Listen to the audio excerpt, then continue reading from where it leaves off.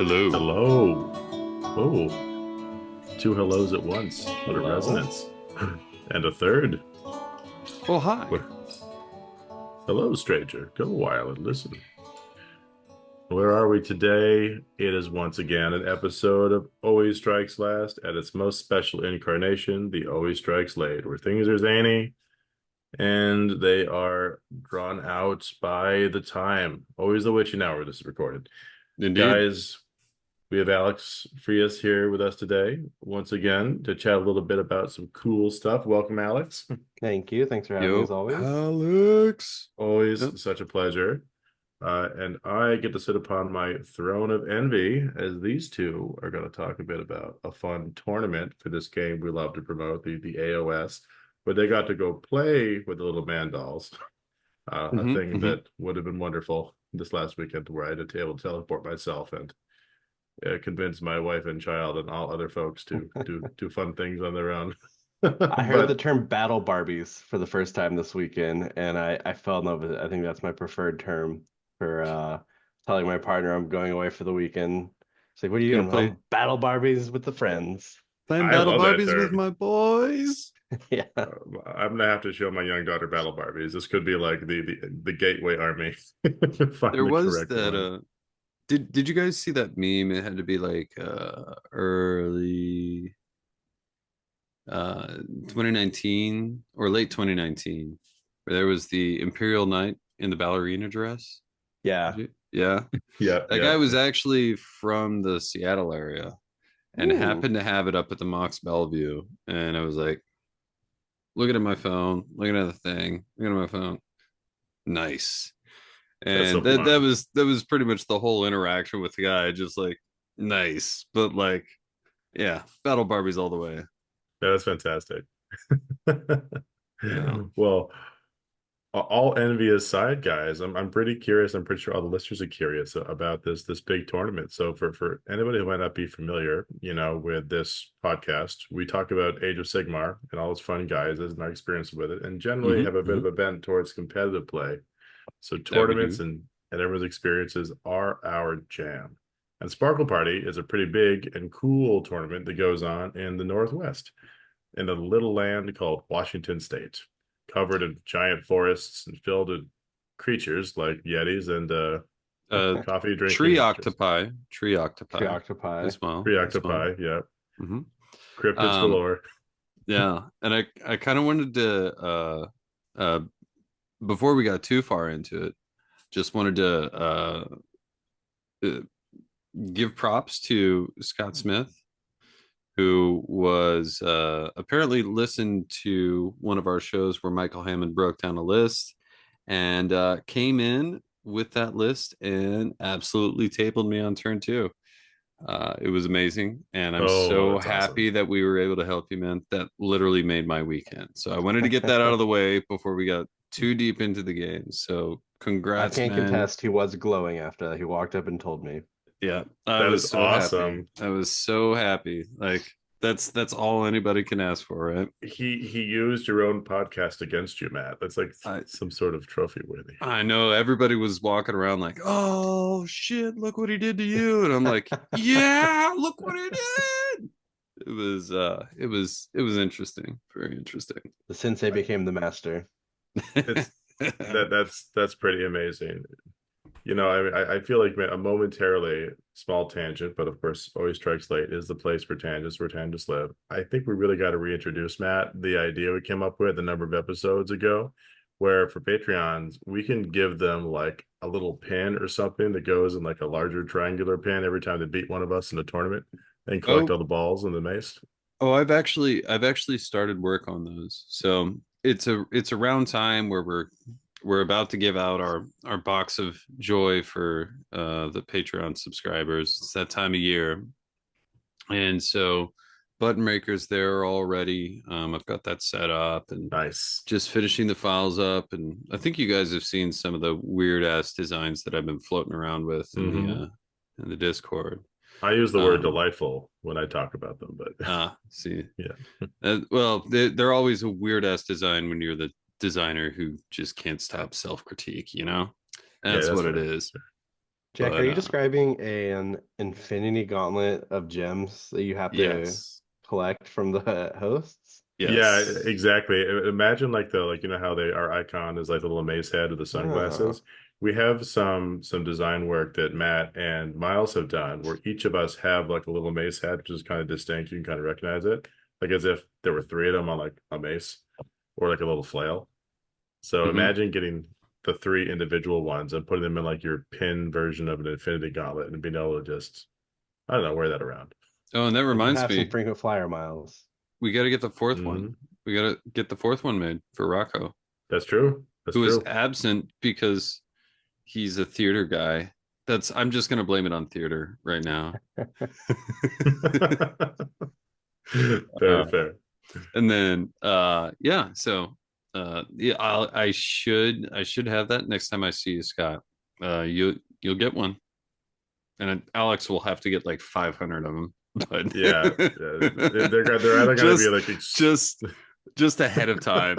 Just ahead of time, I'm just gonna come in with a bucket full and just pour them out, and then I'll give you one, and I'll be happy when I get that one. I that's did fair. sign someone's brick grudges this weekend for beating them. That's Felt good. true. That's true. I really love this idea that some people are going to be like lusting after that one missing one or whatever, and then some people are gonna have like so many of them from one of us, it's gonna make a bowl of peanuts. Just like sitting right at their coffee table. Oh Yeah, man. so diversion achieved, off the path and back on the road. It's just the Yep, journey that matters, right? yep. So as we've gone through all the, I guess, setting the scene, right? So Sparkle Party, I know we've talked about it multiple times. We've even had a list review, I Mhm. think, with Beasley and Mason on the Or podcast last Sparkle, before. I think, right? Yeah, it was either that one or the one before. Now they're doubling it up, which means, oof, we got to play competitive players all the time now. So, What? so, What a so just joy! Yeah.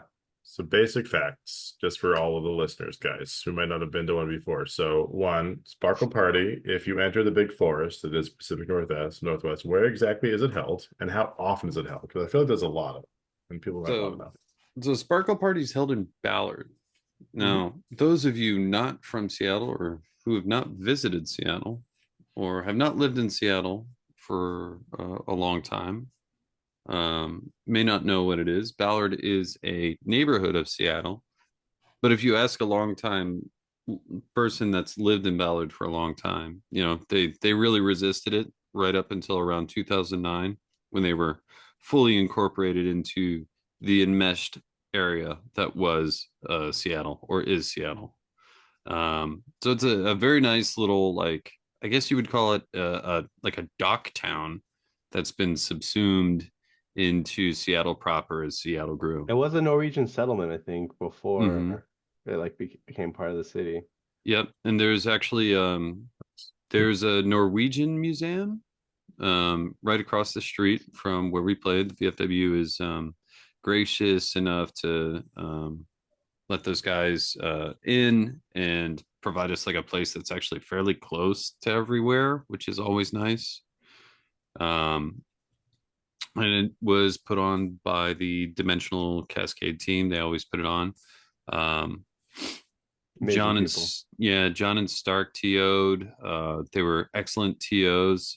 Cheers to their TO-ness. Cheers to them. TOs are Yeah, wonderful. they are. They do the jobs nobody else wants to do. Um, Like and answer how manifestations work. yeah, over and over and over and over. Or deal with my bullshit of I can pile in and chain this off, but maybe not that. And that strikes first, right? Does that work? I don't know. Um, it really when it should just be Matt, read the rules, dude. Anyways, anyways.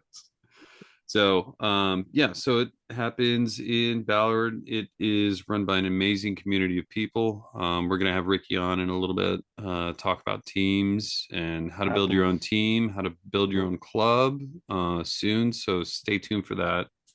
Oh, and before we get any further, like, subscribe, push the bell button if you're on YouTube. It really helps us. Honestly, I hate saying it every time, but the more we say it, the more it seems to help. So I That's appreciate you true. guys doing it. That's Um, true. Don't It forget happens to in the also spring and buy tons of fall merch. too. They do Sparkle twice a year, and it always yep, sells out within a week. yep, yep, yep. Nice. So it is like a pretty frequent, like, twice a Yeah. year. It's a Hmm. fixture kind of thing. People go to Ballard, sometimes even his titular namesake, who is involved with the same club, Oh, from what I oh, and I understand. hate Ballard. I hate Ballard with a vengeance. It's impossible to find parking down there or to Mm, not get run over. But no, the great tournament, amazing terrain, prices are hmm always great. If you ever want to It's find like fun. peak um community slash like just friendly competitive event where you are playing like top table players, like world level players that are super down to earth, and it feels like you're in a smaller event even though you're playing at a much larger level in a way. hmm Everyone's Sparkle getting too Party I would good. highly recommend. I complained several times. I was just like, can people stop getting better? Because every single this was Sparkle 11. I'm just like, it's people are too good. I want a half a game off of just mental fortitude back, please. Yep, yep, yep. But that's one of the great things about it, right? um Yeah. so I think we've set the stage, right? Everything's set. And so what'd you bring for your list, Alex? I mean, I Yeah. know, but they don't know. Yeah, So, let's get into that a bit. most people know me. I'm one of the resident corn dogs in the area. So I brought corn, even though all the metrics and everything say we're not very good. Um, Still gonna ride them through. I'm gonna finish the season with corn. So spent a lot of time brainstorming, thinking about what's good, what's bad. How am I gonna fight foxes? How am I gonna fight Nighthaunt? My Hmm. boogeyman to me is the Stormcast long strike struck crossbows. I hate those things with a hmm deep, Yep, deep passion. I think maybe it's because Jack used to like just beat me into the dirt all the time with them. they've gotten in your head. Yeah, Those they things are scary, even now. yeah, they're nasty. So I wanted to do something. I knew it was like, okay, I'm gonna have to play Trolls, LRL, or Nighthaunt. I know I'm gonna have to at least one of my matchups. I'm gonna have to overcome the boogeyman. I'll throw Zinch in there too because the Zinch list with the double Skyfires, that list is it's pretty much the long strike list with more magic defense and Yep. kind of more wounds. Um, so yeah, ended up playing kind of a funky list I wrote. Um, I was playing Cornate Legion. So that's the demons can chain activate mortals. Um, it's decent. As I talked on the last time you guys invited me on when I talked about Corn, all the Corn sub factions, and this is just my opinion, aren't very good. They're kind of all just like dog doo doo. So it's like let's pick the best dog turd to take to battle. Um, but Hey, Cornate could be Legion, worse. it They could could be all be worse. Nurgle. They literally could all be Nurgle. hmm Then you hit It the double has Cornate Legion entendre has of some shit play. jokes, right? Yep. Yeah. Yep. It has some play. So I knew going in there was two things I wanted to focus on. I wanted to be able to chase foxes down and not have them run away from me. I needed to have speed and I needed to be able to deal with mass attacks with Ren not mattering with like things versus Nighthawk. Yep. Hmm. Yep. Makes perfect sense Um, there. and then I also just needed to have some fatty to go in. So I took the man himself, the man, the myth, the legend, Scarbrand. He was my big general. Oh, the Uh, big boy. yeah, he rolled some sixes on his carnage rolls this week, and it was pretty good. Yep. I rolled multiple 17 plus inch charges with him. It was it was a good weekend for his Scarbrand. He showed Scarbrand Uh, up. felt. He showed up to make his name known and feared. yeah, yeah, he did. I ran blood letters. I literally just told people priority target every single time. Just gonna run in. I use them mostly as like a screen kind of tar pity. Hmm. Um, I was a 3-drop, so my second regiment was Bloodthirster of Unfettered Fury with Relentless Hunter, or Relentless Hunger, which is one of the MVPs of the entire army. I started testing this command trait like a month ago. It's the So six good. inch automatic 6-inch Murderlust as opposed to 3-inch Murderlust. It's so good. Oh, buddy, So it, good. it is good. If you It's get like, that blood sacrifice of your slaughter priest, you're cooking on turn one. You hmm have 12-inch fly, 6-inch auto run, 6-inch automatic murderlust. You're going 24 with that 3-inch combat range. If something's within 27 inches, I don't give a shit where you are. We're dancing. Yep. Ugh, Yeah, that it's real good. that thing is brutal. Brutal. Yeah. It was Hmm. whenever I had him, it was literally cue Benny Hill music while people were chasing me around the table and I'm just zipping around. It was pretty good. Threw my artifact on him, threw the Argrath King of Blades.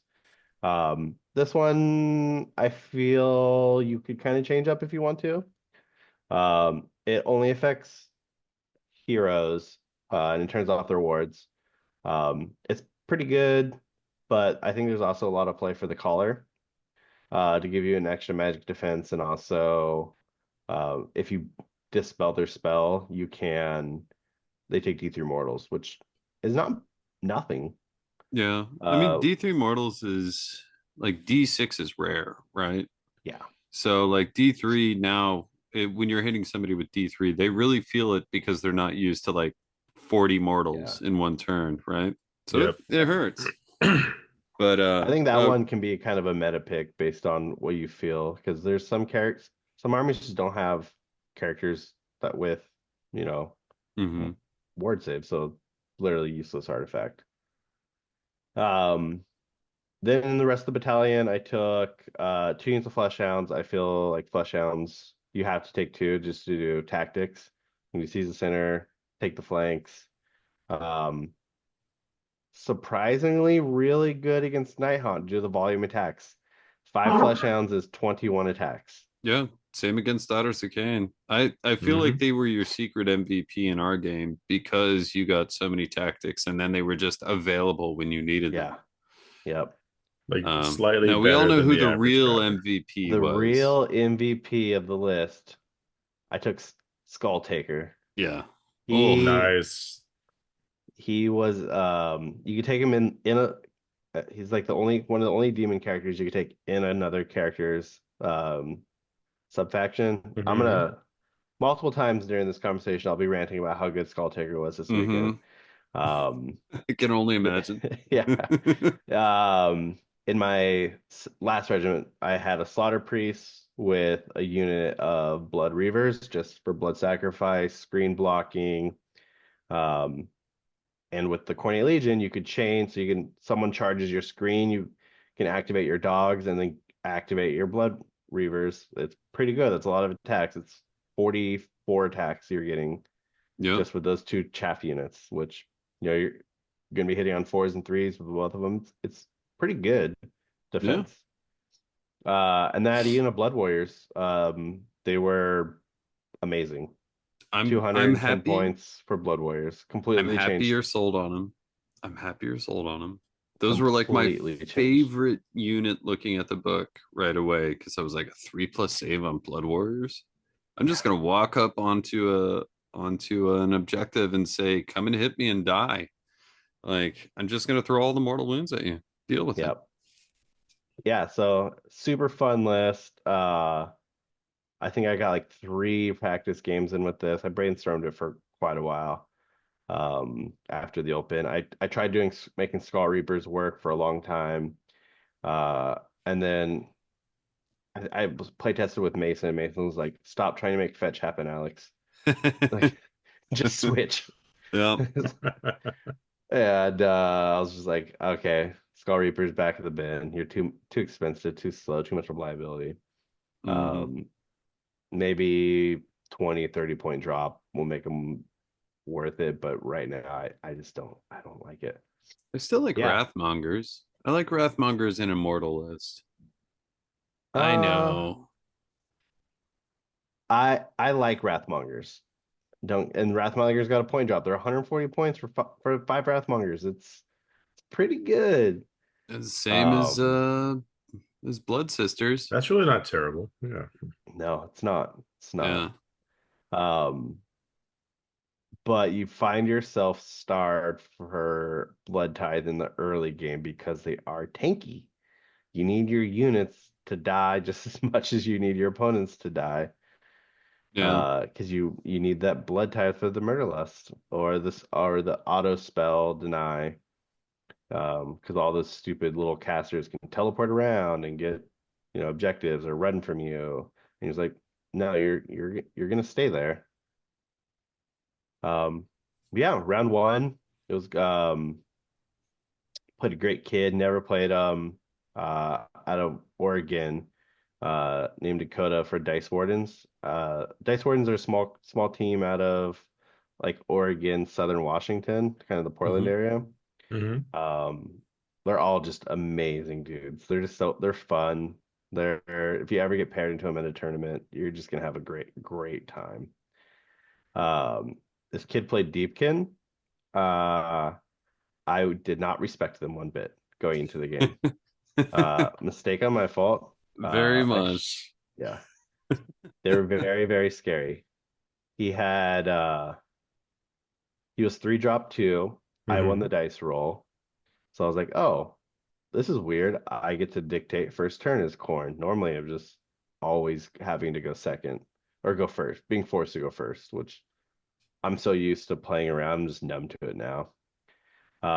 His list is pretty cool. He had Morbid, obviously. Hmm. It was the That's so Achillean true. Beastmasters. So like all of his uh beasts didn't have companion, which is a big deal. Yeah, that's huge for any of the buffs, right? Sharks, eels, all those things, super, super good. Um, he played an Eidolon of the Sea, so the wizard guy. Yep. The one of the sea water cloak. That's what we're talking Yeah, about. Yeah. such a Hmm. sweet fucking model. It's Yeah. so Um, terrifying. Like just looking at that, I'm like, when is that gonna break? When is it gonna That, yeah, break? it's surprisingly like thick. I built one back in the day. Yeah. mhm. It's like it's sturdy.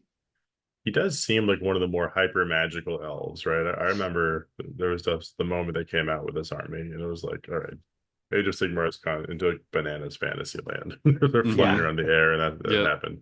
But I do love it. yeah, it was sweet. He had the artifact on it to where it can't be hit on anything less than a four. Ooh. That's Yeah. oh, What? that's Yeah. obnoxious. Yeah, Yeah. it Yeah, those are was amazing. it was pretty good. And then he had a big unit of six of the charging eels, not the defensive ones, the combat eels. Oh, Um, okay, okay. You mean the Morsar guard then? yeah, the Morsar Guard. His second regiment, he had the Soul Scryer, so the caster. I think it used to be a priest last edition. Correct me if I'm wrong. Soul Scryer. He's like the one that could teleport guys that was a priest. No, it was never anything other than like I bring people back for no reason. It was one Oh of those support yeah. characters that was like, cool, here's a lore. I've lured your souls. They're going back in your Yeah. bodies. Good luck Hmm. with those same injuries. I don't know how this works. Yeah. Um, actually, that was one of my favorite lists. That's the Ideneth Deepkin army that I have, which The was thralls, we just basically, bring back yeah, guys. yeah, just max everything. Such a cool army. I hope Hmm. they give them more love this edition. Like when they do like the narrative campaign or like how Sylvaneth got like more love in third. They give them kind of like a little line refresh. I Um want crab riders. That's I all I just want want. crab people, just crab Terminator guys. Yeah, Crab yeah. cavalry. Yeah, good. As a Marylander, like it's in my contract with Games Workshop to get a crab model I every couple of years. I am still holding out hope that they revive the sort of like undead pirates that they had in that offshoots of like the Warhammer Total War video game. Because they had Hmm. all sorts of like kind of scurvy crab like riding zombies and little like undead sea hulks shooting cannons and things off of them. It was like literally the coolest thing. Yeah. And I always Yeah. thought maybe the it could help coolest it. thing for the army ever would be a small like combat character, kind of like Skull Taker, Hmm. but like his special thing is like he's like a kind of like a mutant humanoid crab thing, Uh-huh. kind of like how like they were on like Pirates of the Caribbean. Hmm. Hmm. Uh, but like after he kills like a character, he like uses their corpse as his shell, like a hermit crab, and he gets like a bonus armor save. That's Oh, awesome. that would be amazing. Or like they can steal like one ability. Yeah. He like eats them and like gains their powers, like fuses with them. I, Yeah. I would love that. And like his quote unquote shell is just like some horrific thing with like stitched on faces and patchwork pieces of different things. Yeah. Yeah. That'd be I great. You zany kind as of anything, bring but Broodhor I'm there for it. vibes. I'm there for it. Yeah, Um, it's them and like there's a couple other factions that I just want more models for them. yeah, They have give so them some more much love. potential. So much potential. Like, I mean, something would be super easy for them to do too. Like if they just like expanded the Fire Slayer's range, all they'd have to do is like have a unit of guys with shirts. Yeah. That would Um, give them the 4+ armor save just because they have so little on right now. Yeah. And it's like all it is that, eventually the lodges want to be able to have intramural teams. Yep. but yeah, the rest of his list, he had two squads of the Shooty Reavers in that with the Soul Scryer. I think they're Mhm. Hmm. pretty good. They're like almost as good as Bliss Barbs. Yeah, they're like Uh, 12-inch range, right? Yeah, but they could run and shoot and retreat Hmm. and shoot built in, which is kind of good. Gonna do a thing right now as we talk about it, which is gonna be a thing of the past soon, which is looking at the app and just being able to look at the rules easily and freely. Yep. In his last regiment, he had the Killian King, two sharks individuals, Hmm. and then he had another unit of double or reinforced Morrsar Guard. Those So things 12 are Morsar scary. Guard total. 12 Morrsar Guard. Yeah, that bivoltaic blast nade charge is kind of interesting, right? Like, Oh yeah. getting the D3 mortals in a 5 or a 6 if they just go in a medium to small size unit. Like stuff which is like 5 or 4 or 3 models is really victimizable by that. Hmm. Yep. He yeah. So it was crazy. Those things I didn't respect them until this game, especially when they strike first on turn three with the Yep. sea tides. Hmm. Um, yeah, Dakota was good. We played the first mission we played was what was it? Like hold the line. It was the 5 objective mission. Um, God, I'm totally blanking on the mission we played. Oh, I got you. I'm pulling it up right now. Oh, I'm looking as the too. internet decides to go really slow. We're And I'm almost not there. even on Verizon. I got it. Yeah, I was part of that today. Special Better Part of plan. Valor. Better Part of Valor, yeah. So we played Better Okay. Part of Valor. It was pretty good. I gave him turn. He didn't really have much he could do. I kind of deployed out of range. We exchanged 8-8, and then I think he won prio. We exchanged 8-8. On my turn, I started coming out of the bubble, picking off his sharks with my big bloodthirster. Um, my goal was kind of move my chaff in the middle, kind of what most people wouldn't do, and then put my bloodthirsters on my flanks. I Just so kind you of would, could. yeah, just kind of come into the middle. Gotcha. So there's Uh, And nowhere safe from the bloodthirsters. They could always get somewhere. There wasn't anywhere they always could get move. somewhere Yeah. because the Unfettered Fury can just dish out 3d6 charge. Scarbrand always 3d6 charges. yeah. Yep. Yep. Um, I this was a really good mission for me with how he was. I explained to him, I made it all my opponents, I made very clear, like, okay, this is how Murderlust works now.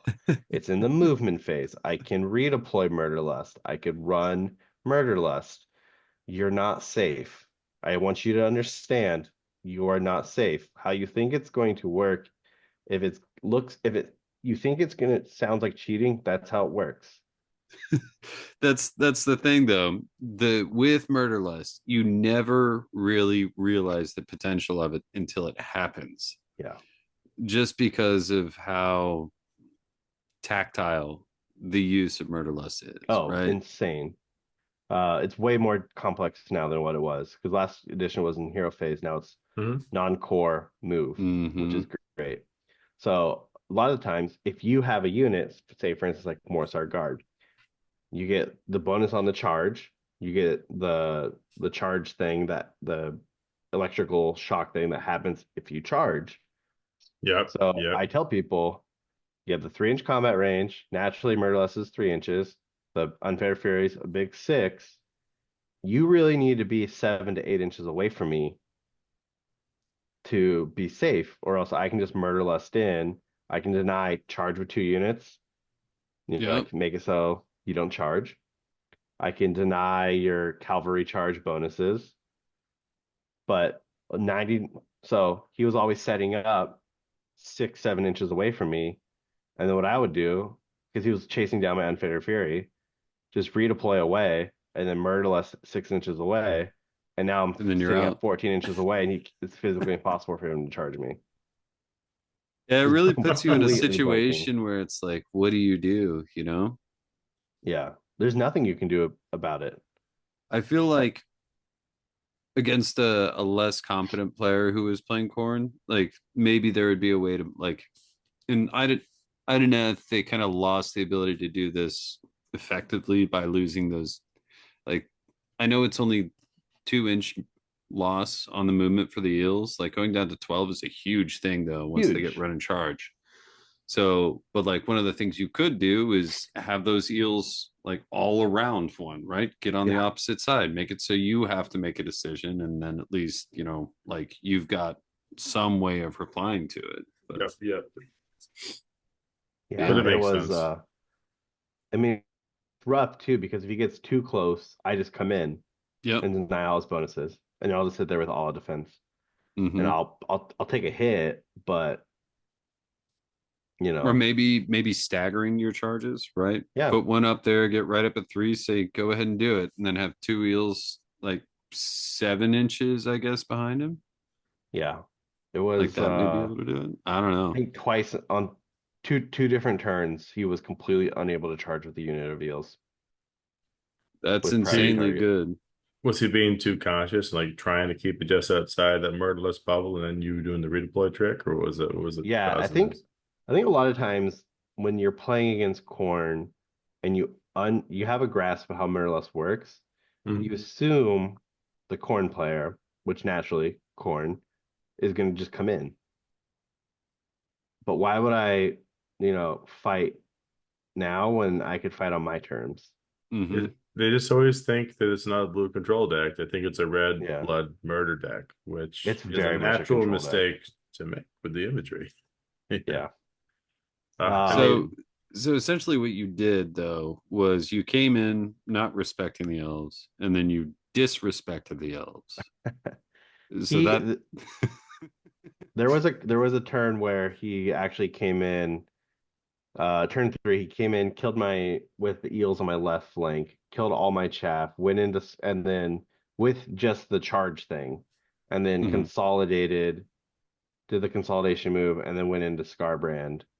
Um, and then he dealt like I think 10 wounds to Scarbrand, made Scarbrand mad, and Scarbrand just Yoink. you know he was the watermelon to my Gallagher yeah, you at that point. either do enough wounds to Scarbrand for him not to reply, or he wins. Yeah. Yeah, yeah. It's a slowly, repeatedly learning lesson for me there with He might Scarbrand. be better now than he was last edition, and that's hard to say. I mean, it feels like he is. His rampage is so good. Maybe that goes back to like the higher damage weapons are harder to find, right? But they're really Yeah. consistent on bloodthirsters in general. And then the mortal wound stuff is hard to find, and he's pretty consistent with that too, right? So like, Yeah, I think the best buff to him was people not being able to best day ever, finest hour, and stack that with um all out defense. yeah. And Because wards, yeah, ward words were ever present. he's What? just so like his rampage, for those that don't know, combat phase, it's you either roll 3 dice, and for every 4 up, they take a mortal wound for someone in combat range, or you roll dice equal to the number of wounds on Scarbrand. Normally with Scarbrand, you sit around that 8 to 10 wounds on him. So you can get some real spicy rolls. Like I did a playtest game against a Nihon player, and Nihon brought him down to 1 wound, and he charged in, and I just killed 11 ghosts Gross. Gotta love before that. attacks happened. That's so gross. Because it's a combat phase ability. Just Yeah, wipes out it. And it's like putting a bunch of sheets on the line. it was brutal. But yeah, I had it. The turn that I took over the game against Dakota was turn 3. He did slay the tyrant to kill my Unfettered Fury, and I just danced away. I got a fat 6 on my redeploy. Um, And let's and let's murder just lasted 6 away. It was good. let Gotta me just love try it. to paint a word picture, Alex. I think people are really gonna have to appreciate the fun Khorne moment that someone had here in Dakota, I guess. So they're like 6 inches in the Scotia way, so they can definitely charge. And you roll a 6 on your redeploy. So you are now like 12 inches in the Scotia way. Thus impossible to charge unless they have a 3d6 charge. You even have to burn your Murderlust, which could have made it 15 away. So even some 3d6 charging tech piece is gonna be sweating bullets at this point. Yep. So Khorne, not the red-blooded run in to murder you, the Not at all. tricky blue control deck. Ugh, still there, Yep. still there. Love it. Yeah. I was able to cap a 10-point turn that turn, tactic deny him, and then the following turn sealed the deal. He had Shark, and all of his shooting was in the back. I had ran Skull Taker up to kind of finish his lines. I got like a nice clutch counter charge with Mm-hmm. my Blood Warriors into his back line. Um, his strike first was scary. It killed most of my chaff that game. Mm-hmm. Uh, Skull Taker literally just completely tanked all the shooting. He has a 4 up, 5 up, and then he just kind of went in for the deal and then extended the hand. Uh, yeah, Oh, he Skull was Taker. so good, so good. So yeah, that was my round 1. We played, yeah, Better Part of Valor, great mission. Um, we had a nice lunch break, talked about the games. Super cool dude. We talked for a while. We just kind of hung out all weekend. He was a really nice guy. Um, yeah, shout out to all the Dice Wardens. Oh, and Uh, his army looked beautiful too. oh my God, yeah, gorgeous painted army. Completely made mine look like poop. Like I'm not the best painter, but come on, don't show me up like that. I That's not appreciated. Round 2 was the fun game. Yeah. Uh, round 2 was my only loss of the tournament. I got paired into Mason Knox, who is the winner of the previous Sparkle Party, Hmm. and he frequently get frequent guests on the show. Yeah, yeah. Ace has Uh, been around a tournament circle win and this podcast a few times. yeah, he is a very formidable opponent and an even better friend. Hmm. Uh, we got paired into limited resources, which is one of my all-time hated missions. So I did not appreciate having to play Mason on limited resources. So you're already Um, on kind of like a mental block to get over yeah, just with the mission. yeah, um, yeah. It's such a garbage mission for Khorne. It's just so bad because naturally I want to stay in my bubble around my altar with my chaff and Hmm. kind of screen out and zone out. Now with manifestations and reavers, dogs, just kind of because if your priest dies, you're kind of screwed. Or in this game, if you fail your blood sacrifice every single turn like I did, you you don't have the resources to do all the murderlust tricks or auto spell denials against Zinch. That would do it. So yeah, Mason brought Zinch. He brought the super cookie cutter, double Skyfire, double chicken. uh, horror Yep. like bubble with morbid. Uh, Yeah. A version we've heard is good and seen demonstrated to be good in a couple yeah, forms now. yeah, Yep. I think it won. Caleb Walters won, I think, Nova with it. Yep, Yeah, that's right. We had Michael Roush on the show a couple episodes ago, and he was actually his opponent in the final round. Get to yeah, enjoy that exact game. yeah. That was a good show. I'm starting to play OBR competitively, so that show is actually a lot of good information for me. Nice. Well, I'm glad to Um, hear that, Michael. You hear that out there? Shout out to you, sir. You're from so Alex yeah, here. Mason outdropped me, 2 drop versus 3 drop, forced me to go first. Um, I tried to only stand on 2 objectives Mhm. on the first turn because I either want to tie or go down to be the underdog. Yep, Hmm. yep. I think that's the best way to do it. Mason only stood on 1, but I deployed on 2, so I'm like, okay, whatever, screw it. It was kind of a low. I didn't come out of my bubble too far because I kind of wanted to keep Mason in. I was able to deploy skulls on the center-ish, uh, like air center table. There's not a center objective on this mission. Hmm. And then I kind of ran my Blood Warriors up a little bit. Oh no, sorry. Mason took first turn randomly. I'm totally blanking. I'm thinking about the game I played with Mason earlier. Mason took first turn against me and chose seize the center. Uh he came out of his bubble. I did magical dominance on turn 1, so I brought the skulls out, Hmm. kind of closest to the center, kind of clogging a little bit. So if he wanted to be there, he had to kill them with skyfires or kill them in combat. Yeah. Uh, I got a super lucky spell ignore from Boltazine with my Blood Warriors.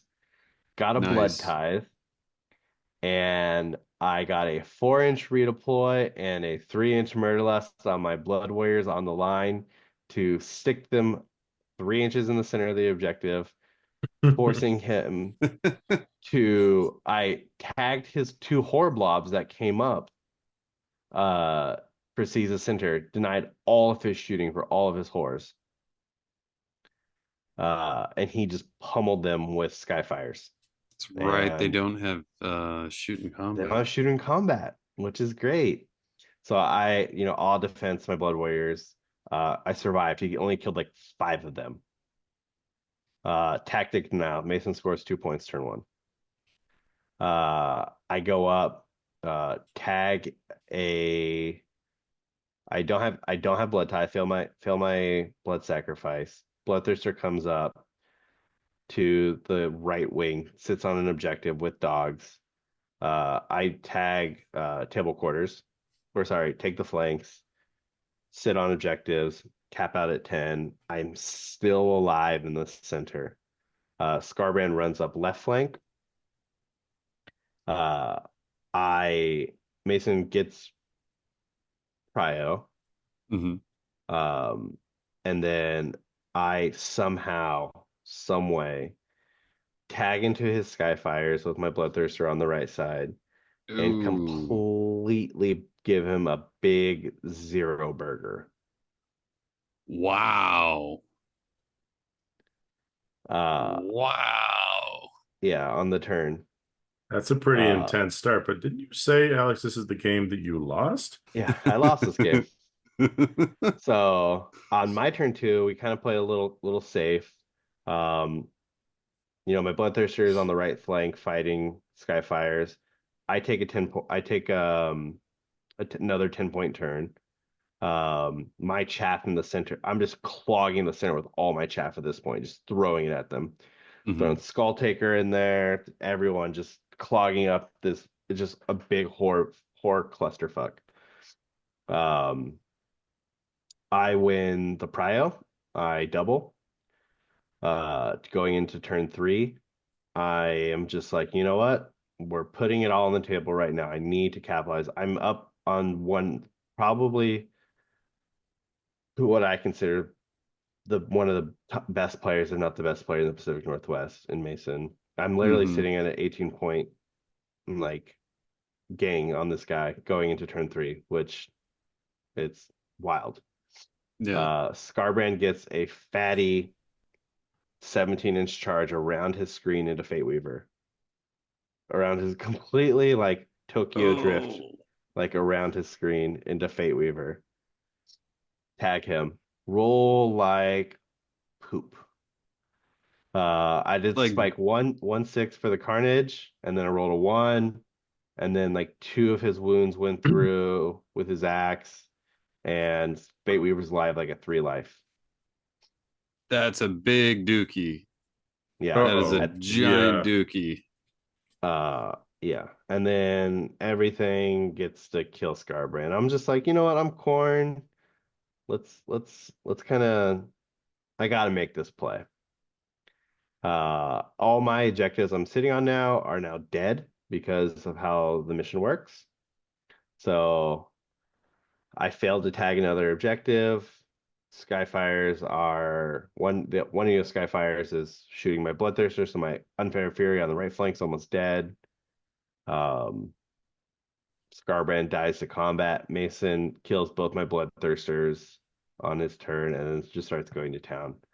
He scores just triple 10 after that. So you kind of you hit the top of the hill and you had the chance, and Scarbrand got too Yeah. excited and forgot to swing, and Yep.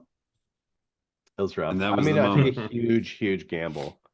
Uh, Yeah. and it didn't take off. I knew I was going to be a dog in there. I mean, Mason's an incredible player. Um, I know where Khorne is at in the meta. I'm not ignorant. And I know how good that Zinch list is. And there's a reason why it's getting nerfs. Mhm. Uh, yeah. So Do you think maybe like focusing, maybe not taking the double would have been the way to go, or would it have no, absolutely been no. worse? No. He's just so good of a player Hmm. that it's both players have to play perfect, and then I have to have above average rolls, and he has to have below average rolls. He was just hot on his dice. Um, yeah, I'm not blaming dice anything, but he outplayed me, um, and just better list. Uh, yeah, it was a good game, good Well, learning I'll experience. I'll apologize because that was again another model lend out for Mason. Yeah, Mason just doing his tour of my cabinets. So uh much love to Mason. Yeah. It's just like a Um, dark ritual. He gives each of those models their fill of blood. yeah. That's the tor- yeah. So took a big L. I scored literally 2, and then he tabled me on essentially 4. Yeah. Um, happens. Took my L. Next round, going in round 3, played Border War. Um, I got paired into this real jerk of a human. I know. Uh, yeah, Biggest piece of garbage I've ever met. I can't big as stand yeah, that guy. yeah. So I got paired into none other than Matt Davison. Hey. Um, yeah, fun game. Border War, one of the Corn's best missions. Oh Uh, yeah. That was a very good mission to be walking into in retrospect for you. Um it's a Go four ahead, go objective ahead. mission, kind of like a diamond. Hmm. Um, control 2 points on the sides, one for yours, and then if you control your opponents, it's 5. You can score max 6, and then tactics. Um, Matt played all snakes. Yep. Uh, List was 2 units of Blood Sisters, reinforced 2 units of Blood Sisters, not reinforced to try and have some sort of a screen if I wanted. 2 units of Fighty Kinerai, 2 Iron Scales, one with the 9 inch. If you're within 9 inches of me, you're -2 to your control score. And then 2 of the Medusas, one of which gave an extra 3 dice to anybody wholly within for their rally. Um, and then Morbid because I don't know. I why felt like not? I was at Sparkle Party and I should take Morbid. And then a unit of bow snakes Big Unibo snakes. reinforced. Yeah, which did a lot of work. I feel Yeah. in that game. They were the one thing I was like, I need to deal with bow snakes. I'll deal with combat snakes when it happens because I know bow snakes don't have shooting combat. One of my Hmm. test games on my list was actually Matt and I played, and I Yep. think actually on Border War, the same Yep. we played the same mission. Same Um, list for me, and I think it Hmm. was same list for you, Same right? list for me too, yeah. Yep. Um, that this game was a lot closer than that first game. Oh yeah. It was yeah. Sorry. Go ahead. I'm just gonna It was continue to say bloody. bloodbath over It and was a over. bloodbath. I counted I had 13 models left on the table after both my bloodthirsters were dead. Hmm. And you had I want to say like 7 or 8 models. I had 8 models in the of Blood Sisters that I'd gotten to your backfield And then to one hold that objective. character. Yeah, the Melusai, which we Yep. knew was going to die Yep. because she didn't make the charge. Yep. Yeah, I do what I do every time on Border War, go tag the objectives turn one. Matt gave me turn. Um, Hmm. kind of stay in my bubble away from bow snakes. I don't really want to get shot. I was an idiot and just kind of pushed my blood warriors forward without really measuring. Matt did a covering fire and killed like 5 of my blood warriors for literal no reason. For me just being a complete buffoon and just not measuring out the distance. I just wanted to let you know what I could do. Oh, and Yeah. also I was a 4 drop list, so I believe you actually chose to Oh take yeah. first, which like Yeah. confused the hell out of me. I was like, nobody ever takes first against me. Yeah. It's I wanna capitalize and come in. The main reason I do that is because if I double you on Border War going into turn two, it's really hard for me to stay above if I can't tactic. Hmm. Yeah, And and it's super important for me to tactic there. yeah, Yep, that makes sense. It's better to drop tactics, I think, on turn 3 or 4, possibly.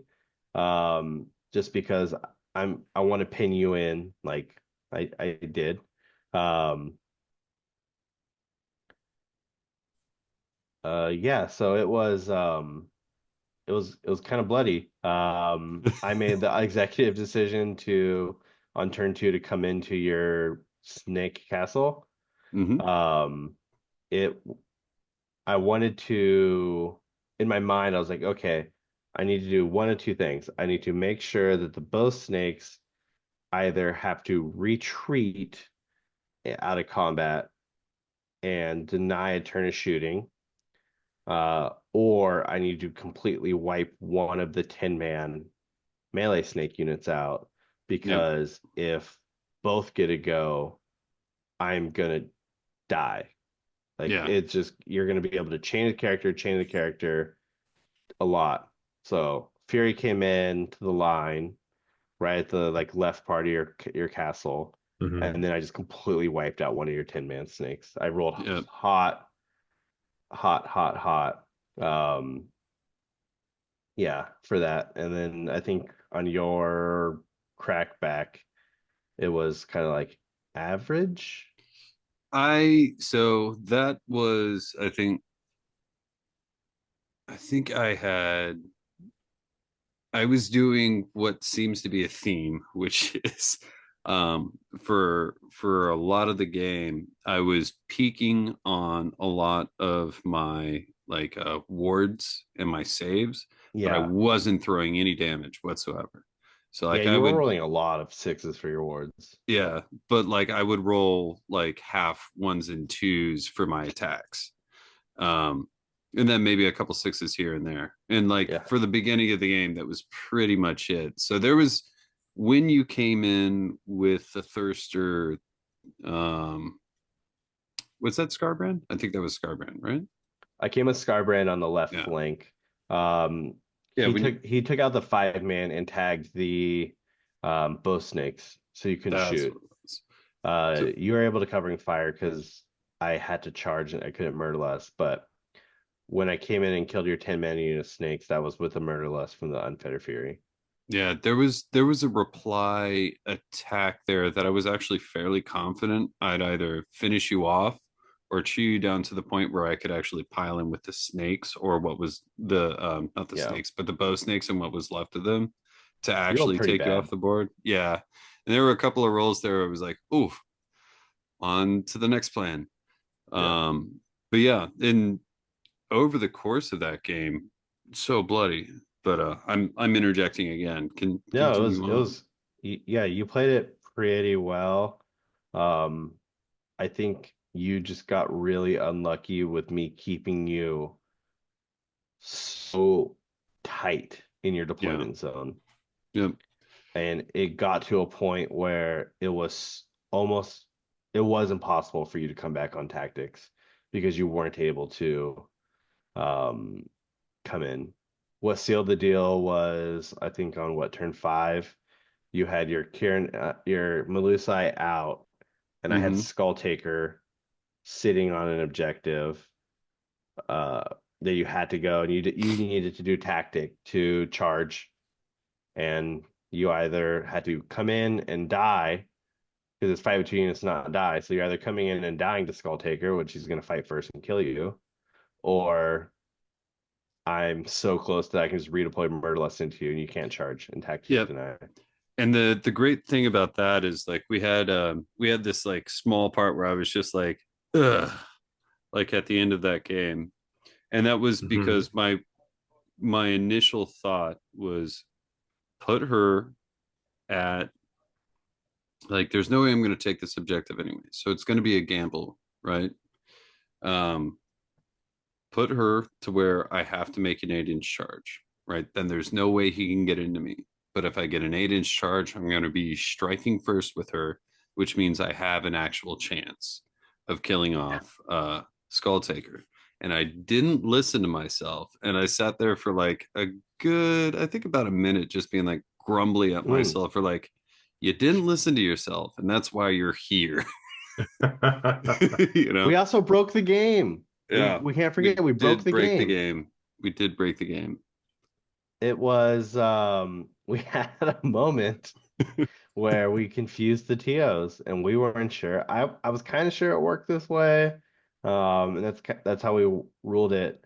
Matt, the question was, can if you have a model that triggers a chain activate, Mhm. can and you do it as your reaction or your ability, if the unit that's being chained, can they activate if they're not in combat?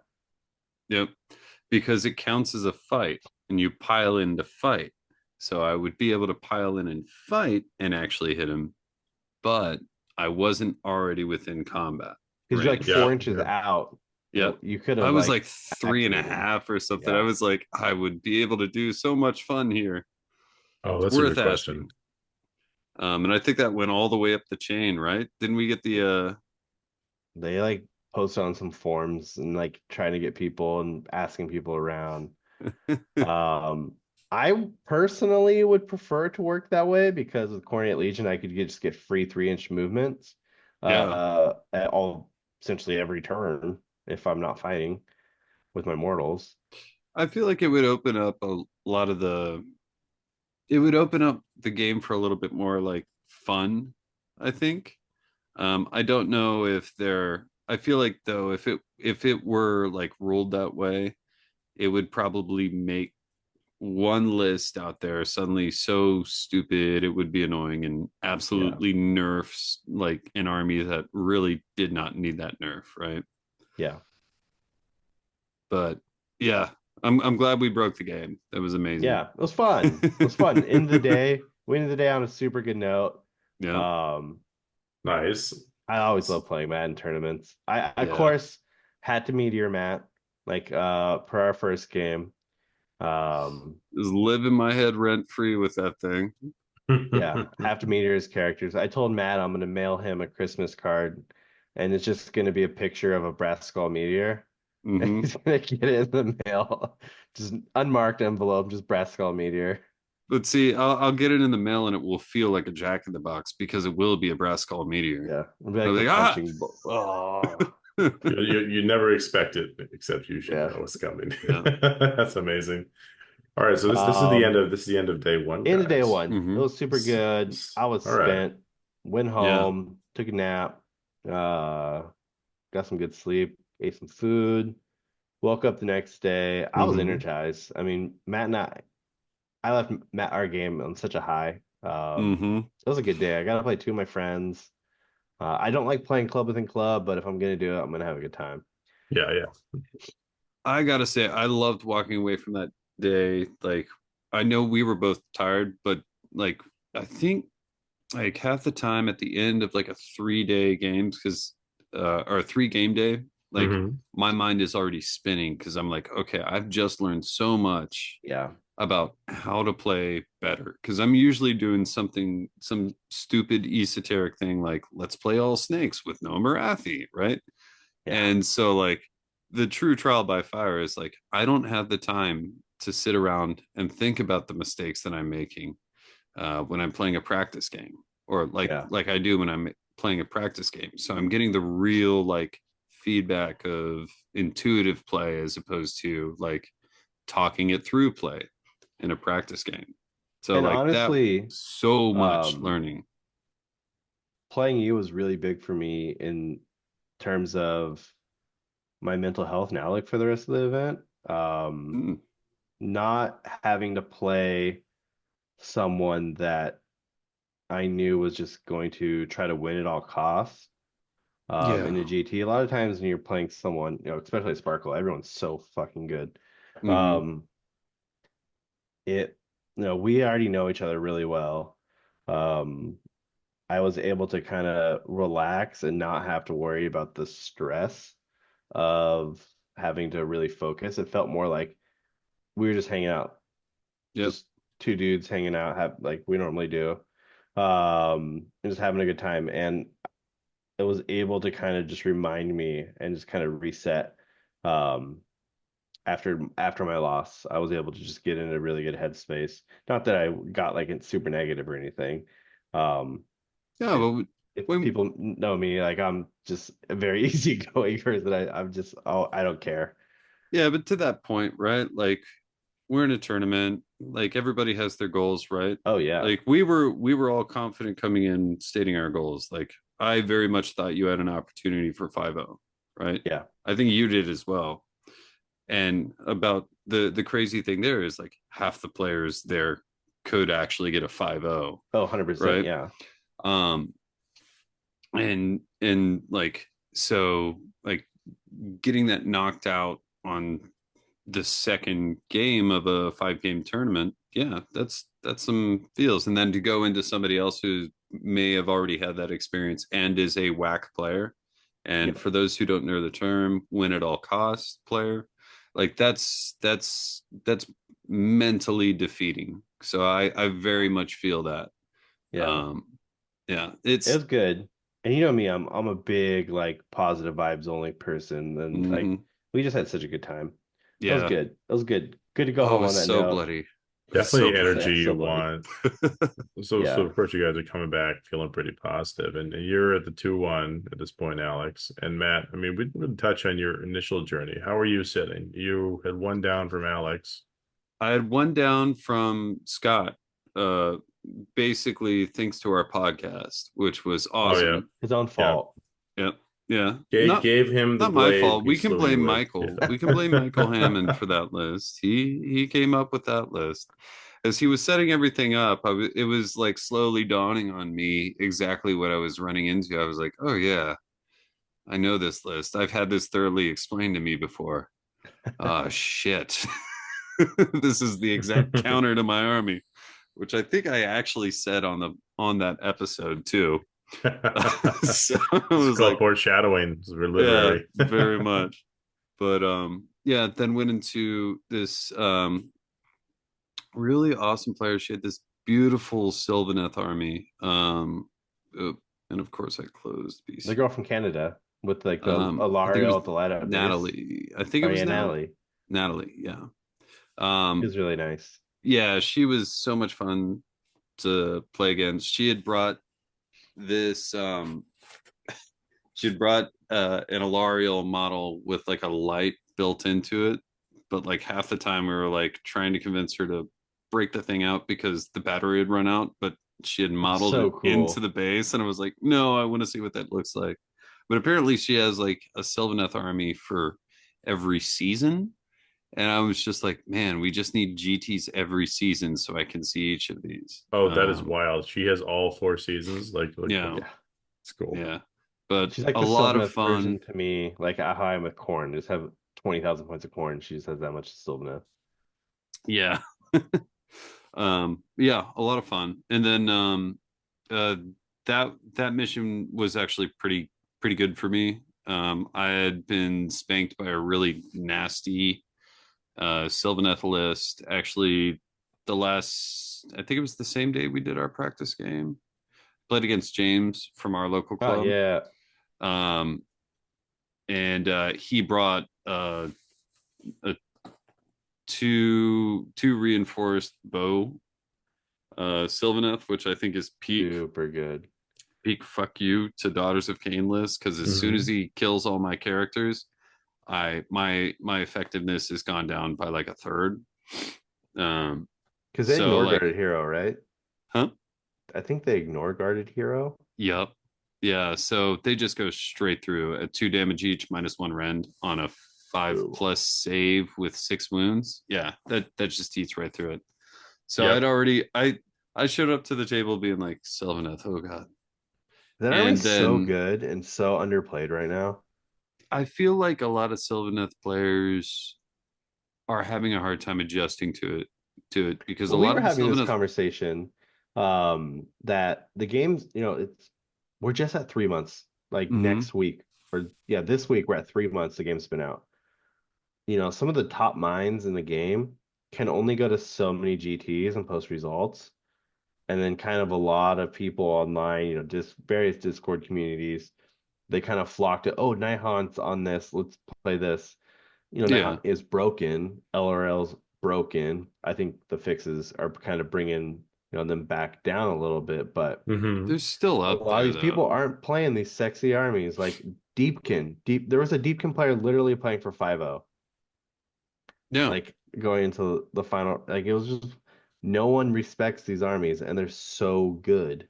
I feel like most of the armies have that sans Nurgle, even though I'm building all the Nurgle because I want to prove that wrong.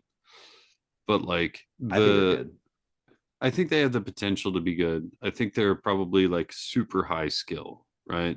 You have to Yeah, know in and out what you're doing. And that's why I'm doing both Daughters and Nurgle like this season to really like focus on those two. Totally different types of play and both high skill, right? You want to learn the game, and I learn by mistakes. Let's learn by the most mistakes I can make with the hardest armies to play Yeah. for I me. mean that's a good philosophy. Kind of stress new edition in a couple different directions, get them learnings in the brain. Mm-hmm. I dig it. But I dig it. but Sylvaneth, every time I've gone up against them, has been like, man, you have all the tricks and all the tools that you need to like take out anything that I ever want to run. yeah, The skill to play it though is like insane, and their buffs that they get after, well, I guess the buffs that they have now. I keep on saying after because I've been trying to avoid reading any of the updates to them until after Sparkle Party was done. The buffs that they have now are great. Like they just went up. Like oh if we yeah, were on tiers, they're up they're two good. tiers from where they were before. So Yep. I'm excited to see more of them and also terrified. Now I got to figure out some way of dealing with that. So, Yeah, but yeah, great first day. yeah. Day one, phenomenal. Sparkle is one of those things that this is Sparkle Party 11. I think this was my fourth or fifth one. I think my fifth one. And like everyone knows everyone now, and we're all just such good friends. It's just like hanging Mm-hmm. out with 50, 60 of your like closest friends and just like shooting the shit. It's just a good time. It's such positivity everywhere. Yeah, So many people try to uplift people. We have a few whacks that show up, but they're you gonna know, happen. They're gonna you happen. yeah, you can't avoid it. Yeah, round four we played Scorched Earth. Round five we played Jaws. Scorched Earth, kind of knew I was gonna be playing Trolls day two. You had predicted it. You knew that it was going to be one of them final bosses. I knew I was gonna be playing Trolls. In round four, I got paired into Trolls. So Oh, Scorched Earth, very good mission for Khorne. I was happy. I have the speed to play Scorched Earth properly. hmm. Um, Trolls do not, so that was huge in my favor. Hmm. Um, I played a guy named Lance out of the Dice Warden, so I played. This is the second Dice Warden guy I played in this tournament. Um, Super nice Lance and I, dude. super amazing dude.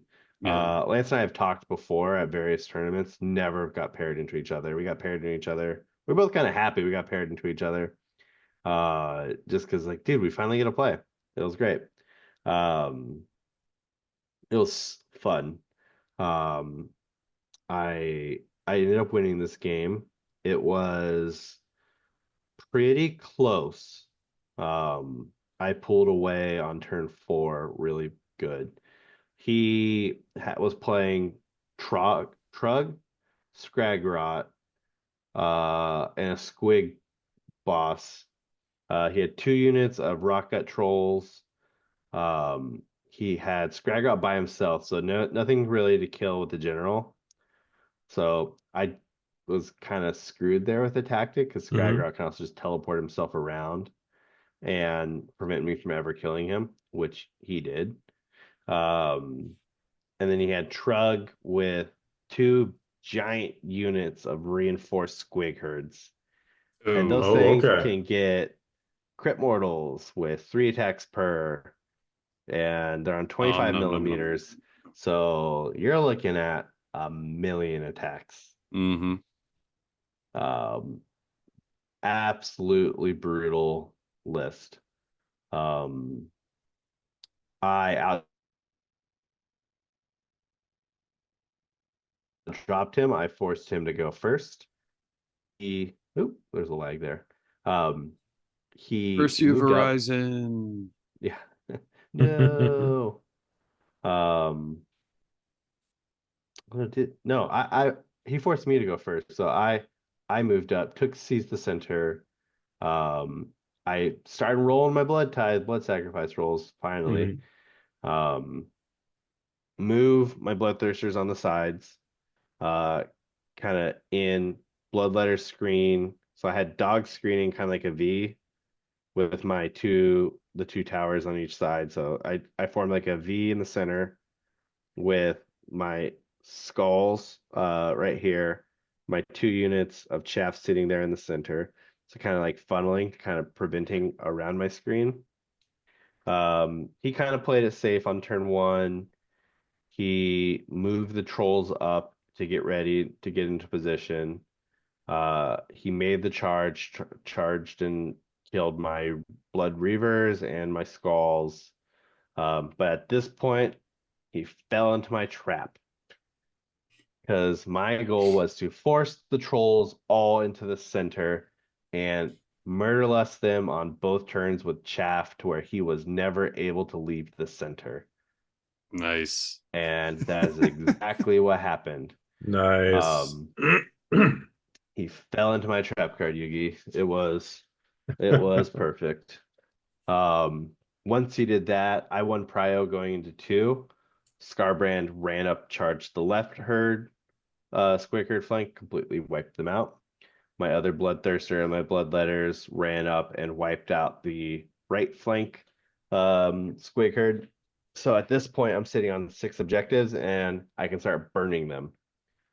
Uh, I don't even care what his trolls are killing. My Blood Warriors are sitting there just being complete all stars with all out defense, 2 up saves, tanking these trolls. They're just like, yeah, hit me a few times, troll. I don't care. So you don't move. Uh, I love it. He rolled. like complete ass with one of his units of trolls. And I was just spiking rolls with my bloody icon, preventing all out, like denying all out attacks and stuff like that. Hmm. Hmm. Blood Warriors. I sat there. He rolled below average one turn, just completely terrible. Um, and I just sat there with my Blood Warriors and his trolls and just various endless spells. Scarbrand came around and just Gallagher Trug into the floor. Um, As wasn't Scarbrand even does. close. Matt gave me an always strikes last dice, and I rolled Hmm. it for Scarbrand's Carnage. Rolled a 6. It was beautiful, just completely, just thank you for that. Of You course, helped of course. me commit Happy, murder. happy to facilitate. Just remember, I cannot touch it. Otherwise, I steal back what little luck that I've given to that Yeah. dice. But it was good. He had a little cheeky moment on turn 4. I chose to do Slay the Entourage. Um, he teleported Scragrot into this little corner of the table next to a piece of terrain, but how it was next to the side of the map, Scarbrand's base couldn't physically fit half inch. Oh. So I couldn't come in and kill him. So I had some dogs just sitting there slap fighting with Scragger. I mean, luckily he's a wizard, so they get one rend, Hmm. but I was able to I failed my tactic, but I scored him like very low. He got like 2 tactics the entire game, and I was burning his objective, so he was sitting there on 2 objectives essentially for most of the game, and his trolls just sat there in the center. Didn't I did My goal was to not kill them, and I knew if I was going to try to kill him, the game would have gone down because all of his support pieces would have been there, buffing them and going out because they get that essentially -2 to hit bubbles Hmm. from the clammy dinky stuff and then the spell. The clammy hand or the clammy cowl. Yeah, it was brutal. I do have to say, Skull Taker died to a melee attack from the moon. That's kind of funny, That actually. that's as embarrassing as it sounds. His little moon in the spell. Just came up and Skull Taker just got floored by him. He had like 1 or 2 wounds left. He tanked a troll hit, and then just the moon went and just killed him. it just looked at him badly. It was the bad Yeah, moon looking badly. Oh man. it was brutal. Amazing guy. We talked it out. We ended up going into turn 5. I was up 14 points, so it was impossible for him to uh to come back. Um, yeah, I think the max he could have scored was like 4 or 5 points, but because I was just murder lusting, preventing him from moving on objectives, block screening out objectives with the Wrath Axe, Icon, everything. Just keeping them Nice. the trolls in the box. Yeah, that makes Yeah. sense. So So Troll Toll was officially paid. Um, on to Jaws of Galette, round 5, mhm. where unfortunately I had to play another one of my boys. I played my buddy Cloyd from our club, Victoria's Secret. Cloyd, phenomenal human. Love him. Shout out Cloyd if you listen to this. Um, he played, I think he describes his list as Stormcast Jank. Uh, Yeah, yeah. I'd call it Ionis, Callison Toll, Wizard, Stormcast on the spells, Long Strikes, Paladors, Vigilators, the guys with the Vigilors. swords, Yeah, yeah. Vigilors. Vigilors, Yeah. Puppies, Or vanquishers. and Vanquishers. Vanquishers, Yeah. and a unit of dogs. Um, Cloyd, after listening to me talk for a day and a half about how I could literally write a master class on murderless movement phase, had to Walked right get paired into into me. it. So he heard all the horror stories about what I could have been doing, what I was doing to people. And he was just like, "Fuck, I don't want to play Alex." Yeah, it was it was actually kind of unfortunate. So that we went into round 5. I was playing We were both playing different people, but both our opponents had dropped because God knows for whatever reason they wanted to go do something else or they were just tired. Uh, and then they repaired, and Cloyd and I got paired into each other.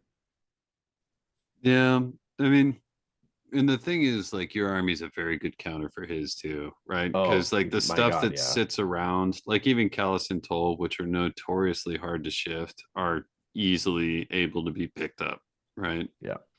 So, like, I mean, and it comes with that Stormcast jank style of play. Like, once he loses a unit that's inherent to his style of play or like his goals, it's very hard to come back from that.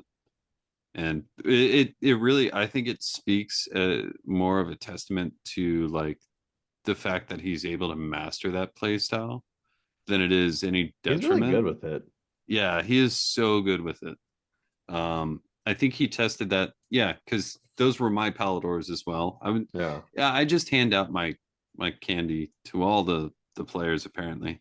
Um, but like he play tested that list on me and was able to play almost able to play that same pinning game that you were playing for the majority of the Yeah. tournament using like a third of the models, which I found very, very interesting.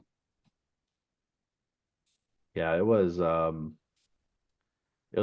good. I had some lucky rolls this game too. Um yeah, he forced me to go first. I kind of spread out objectives. Jaws is a very good mission for Khorne. Mm-hmm. Um Now, for I the ended up listeners, could you tell them why? yeah, I want to play three three to four objective missions because want to the hardest thing for Khorne is having to spread out of my castle and bubble. So I lose my spell ignore. Mm-hmm. If I'm playing like a 6 or 8 objective mission and my opponent is playing, Deepkin, Slaanesh, they don't have to sit in their bubbles like I have to get all my buffs. I want to be in range to dish out plus rend. I want to be in range to have my icon be beneficial to provide defense around my units. Um, it's just hard. A lot of people don't want to charge into a blood Scarbrand sitting on an objective. He can legitimately just like walk up to the left objective, pull out a lawn chair, and then sit there for the whole game. People aren't going to come fight Scarbrand. Yeah. Hmm. And that's essentially what I did. I um did seize the center, moved in. It's like, cool, kill my blood warriors. You're not going to kill my blood warriors. They're sitting there with a 2-up wound, had dogs up, don't care if you kill my dogs. You know, left Yep. objective, Scarbrand. Right objective, other bloodthirster. Pass the turn. Come at me, bro. Like you're sitting on one objective. I have my whole castle with most of my chaff, bloodletters, and everything sitting, blocking me out.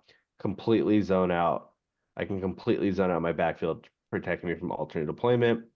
I had my Hex Quarter Skulls in the bottom left corner of the map, zoning out 9-inch areas bubbles.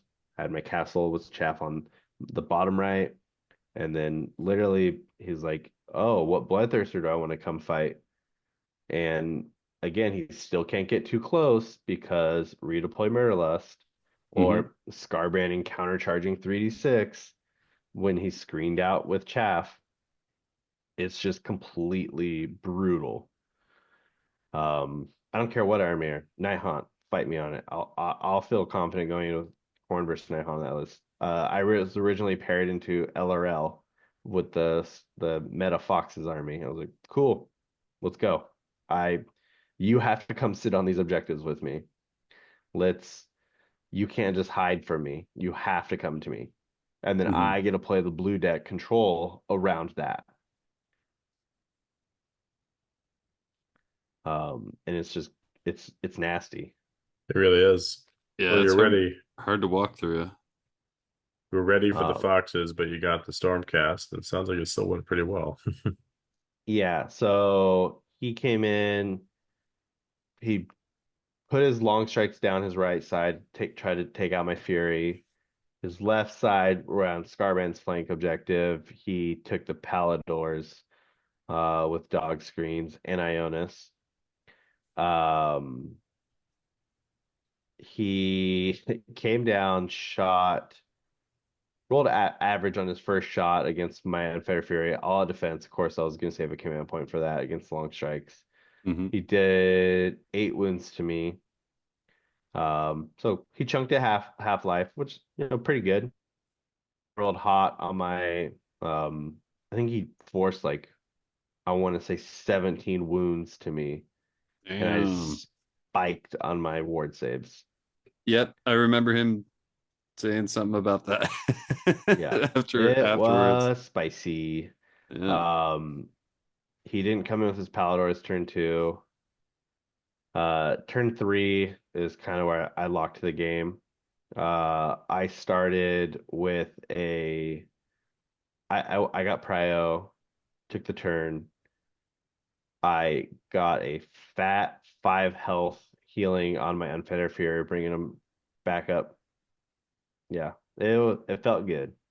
Nice. Uh, Scarbrand came around after his Paladors wiped out my Bloodletter screen around them, killed. Excuse me.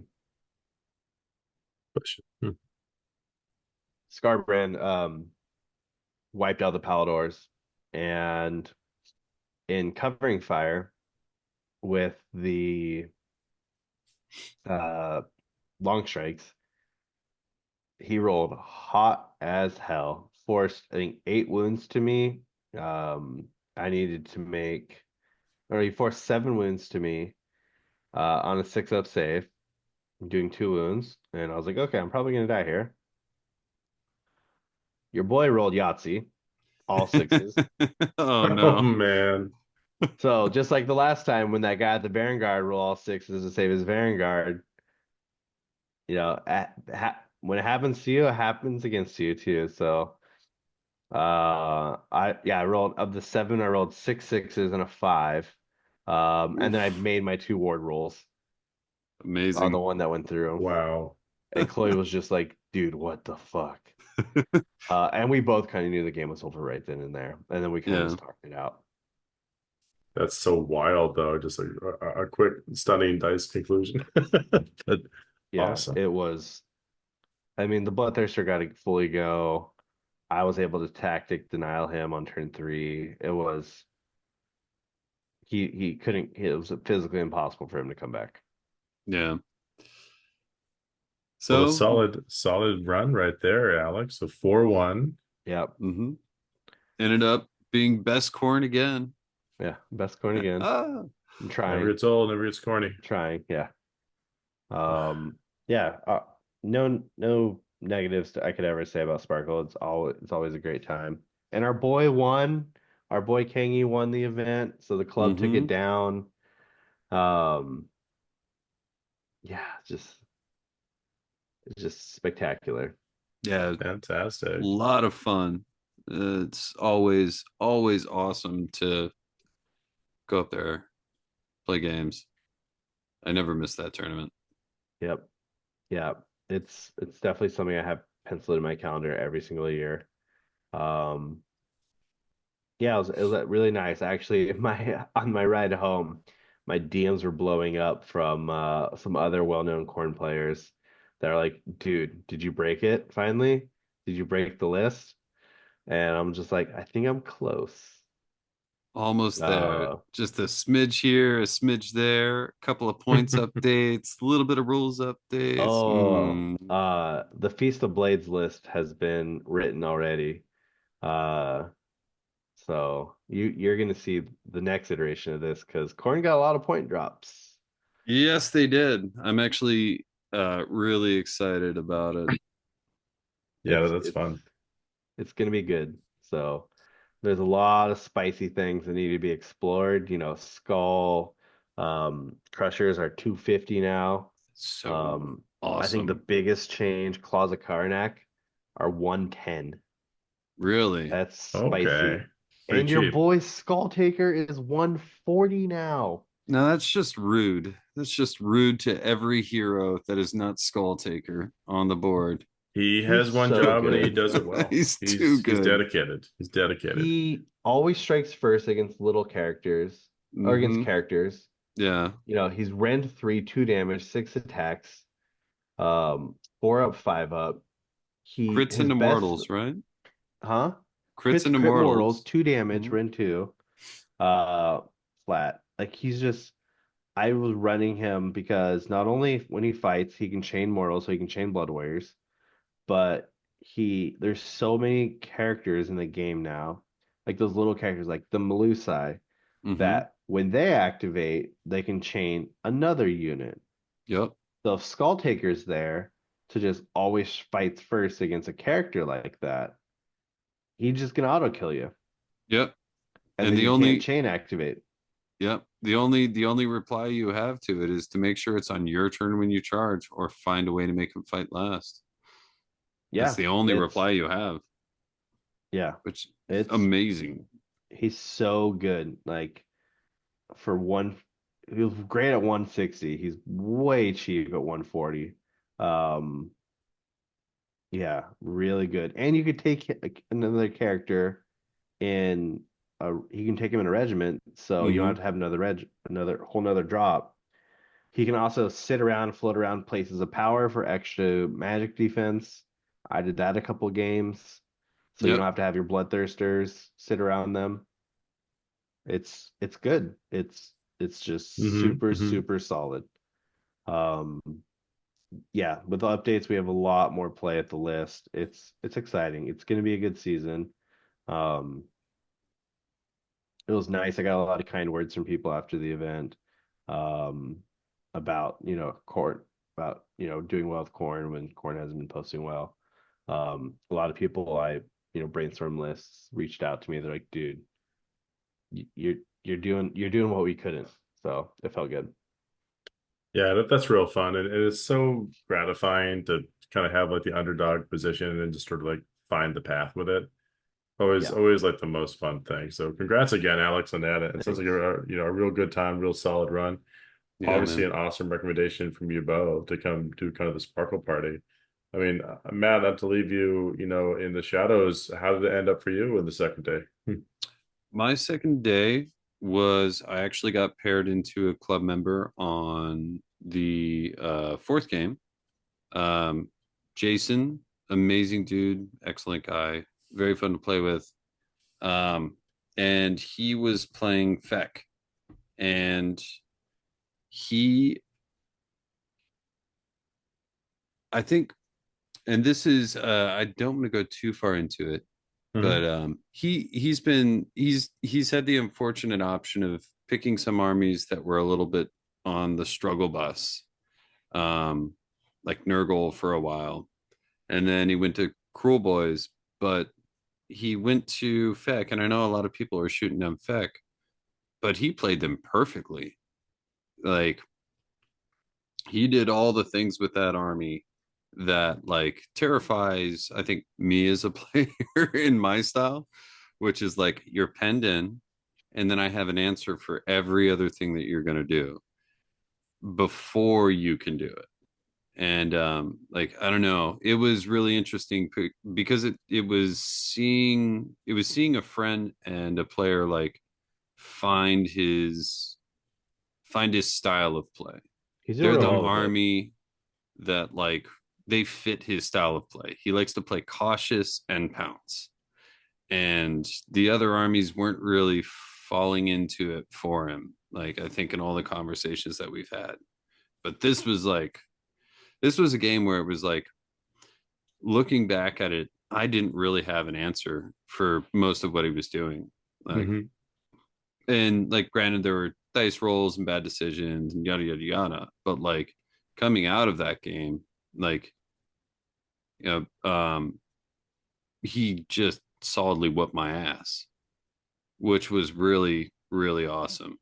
Um, so last game, went up against I'm trying to remember his club name.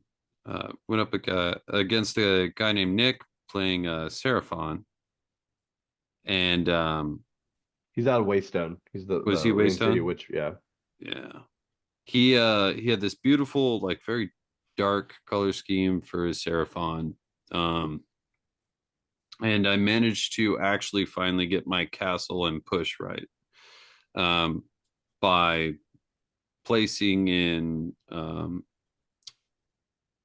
terrain, and because I was outnumbering him, Hmm. I essentially allowed.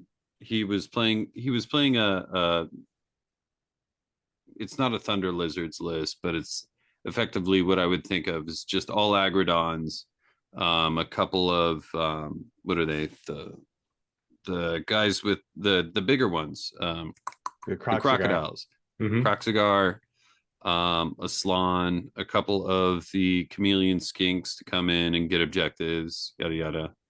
And It's a good then list. a Carnosaur. Yeah, it's a really good list. I've had one of those just roll me when I was playing that Famir list, the all Oops All Therodon, just because Hmm. they have the speed and the damage to really like take out huge chunks, right?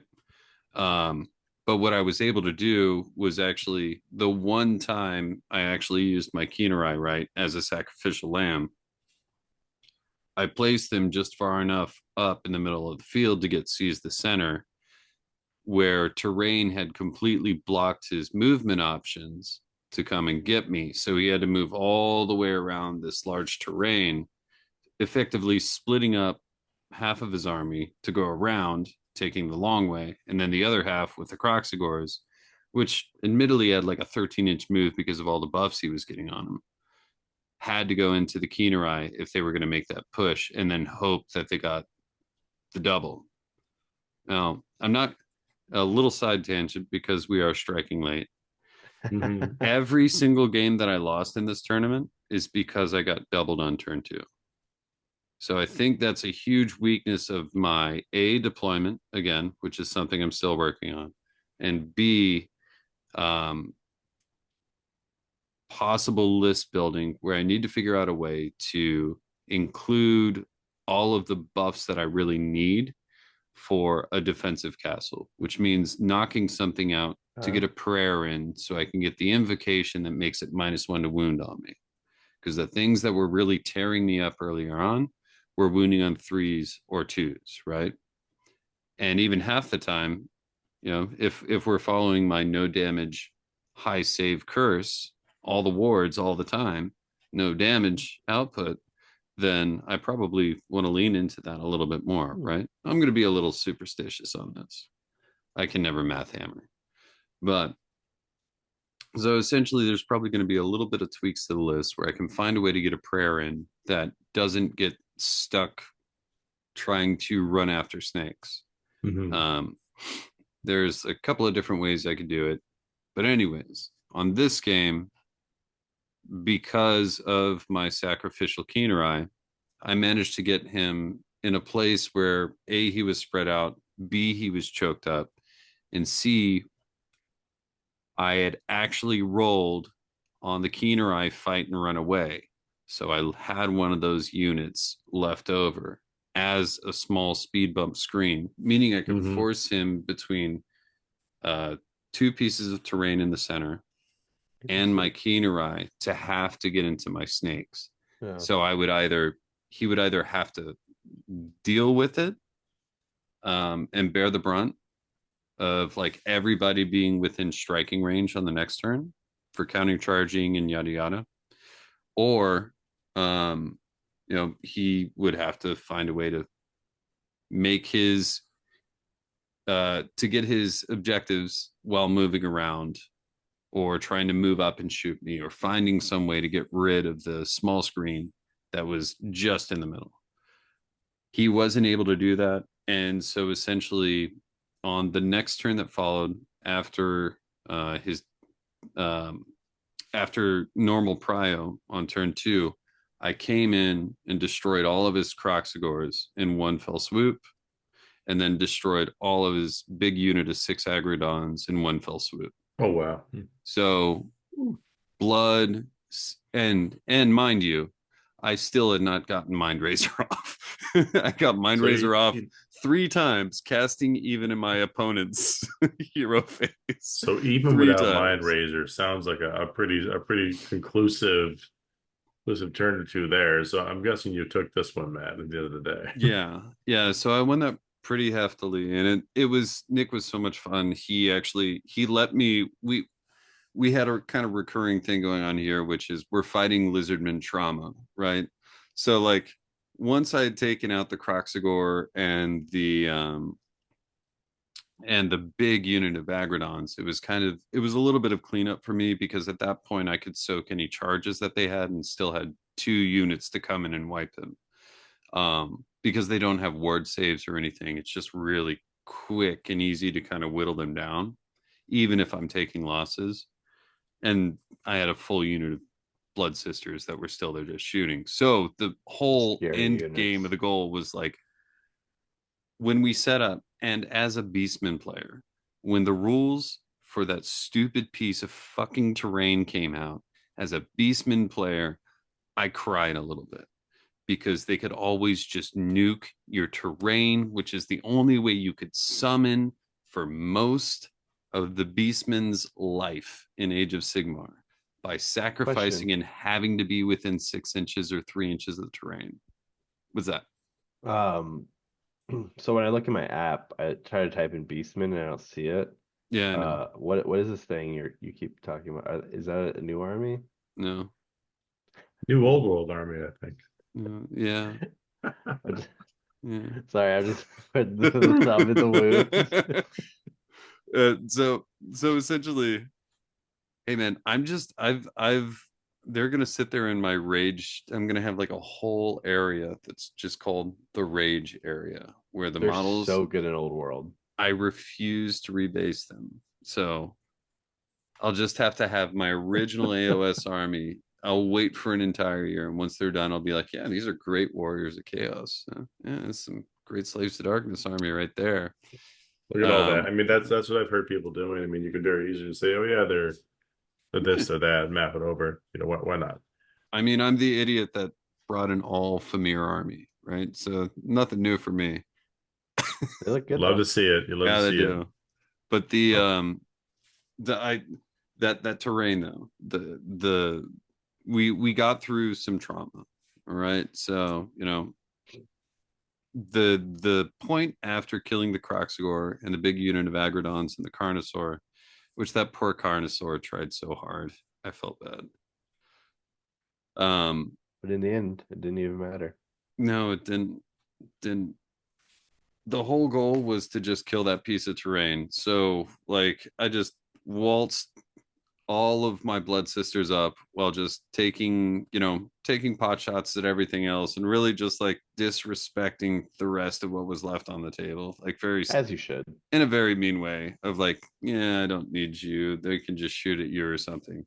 Threw all of my blood sisters into the terrain and finally killed myself a stupid pyramid to end the tournament. And that was all I could ever ask for.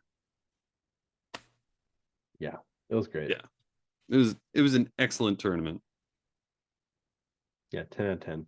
I realized I was on mute. So that's an excellent end right there. Indeed. So that had left you, Alex, at 4-1, and Matt, Yep. was that 3-2 for you? Was it the other day? I was a 2-3. 2-3. Yep. Still, there was twos and threes in there, but fun times had by all, and hopefully everyone has a pretty good sense of the sparkle, the party, and all the good things that can happen there. Yep. Indeed. Amazing event. Sign up Yeah. for it if you ever get the chance. Show up. Yep.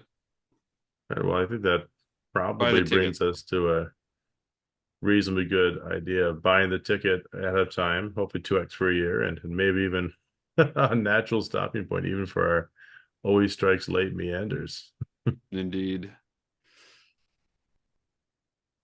Are we fighting for the last word Yeah. already? What?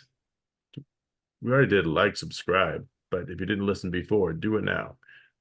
Oh, and go get our merch. We have Yeah, merch apparently. yeah. Miles has made a matching booty short and jersey Saw that. combo, which is pretty nice at any tournament.